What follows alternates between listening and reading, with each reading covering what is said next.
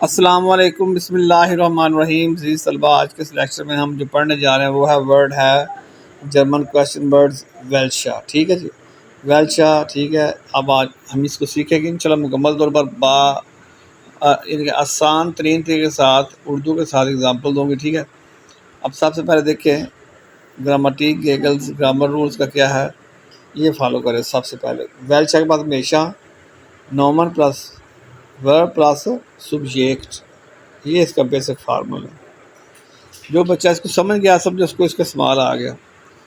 सबसे पहले वेल्शा, फिर नॉमन यानी कि इसम आएगा कोई ना कोई, फिर वर्ब और उसके बाद सब्जेक्ट, फिर उसके बाद सब्जेक्ट।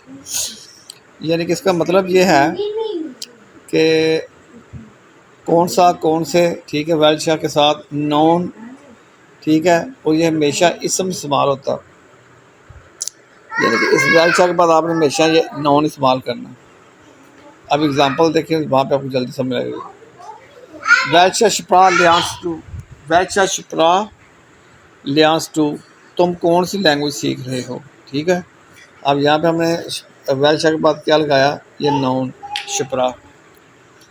अब यहाँ पे एक और देखे, वेल्शस बुक लीज टू, वेल्शस बुक लीज टू, यानी तुम कौन सी किताब पढ़ते हो। अब मैं कहता हूँ वेल्शन काफ़े मुस्टेज टू, विच काफ़ी वुड यू लाइक, तुम कौन सी काफ़ी पसंद करते हो। अब यहाँ पे मज़ीद थोड़ी सी मैं आपको कुछ चीज़ें बताने जा रहा हूँ, यानी कि यहाँ पे अंडरस्टैंड करें। वेल्शा के बाद नाउन लगा हुआ, ठीक है, और ऊपर वाली एग्जांपल में भी वेल्शा के बाद बुक लगा था। ठीक है, अब उसके बाद इसके जो मीनिंग है, बेडोटोंग मीनिंग कौन सा कौन सी विच।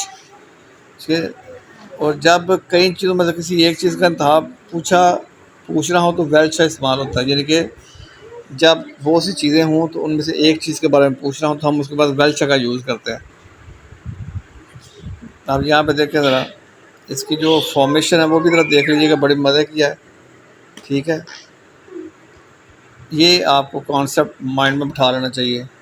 अगर मास्कुलन होगा तो क्या होगा, वेल्शा ई आर वाला। अगर फेमिनिन होगा तो वेल्शा ई, और न्यूट्रल होगा तो वेल्शस, और अगर मास्कुलन आक्यूजेटिव होगा तो फिर होगा वेल्शन।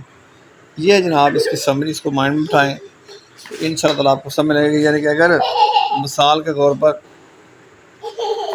मास्कुलन होगा तो वेल्शा, फेमिनिन होगा तो वेल्शा ई हाली, और अगर न्यूट्रल होगा तो वेल्शस, और अगर मास्कुलन आक्यूजेटिव होगा तो फिर वेल्शन। लेकिन ये हमारा आज का लेक्चर, और अगर आपको वीडियो अच्छी लगी हो तो इसको लाइक शेयर कमेंट जरूर करें, और वेल्शा को शुरू में रखें, उसके बाद नॉन, और उसके बाद वर्ब, उसके बाद ठीक है सब्जेक्ट। ले जी, सही हो गया। अस्सलाम वालेकुम। और स्क्रीन पर मेरा नंबर सॉरी आप देख रहे हैं, आप नंबर मेरा देखें, और आप मुझे जर्मन लैंग्वेज सीखने के लिए ऑनलाइन भी मुझसे कांटेक्ट कर सकते हैं। अस्सलाम वालेकुम।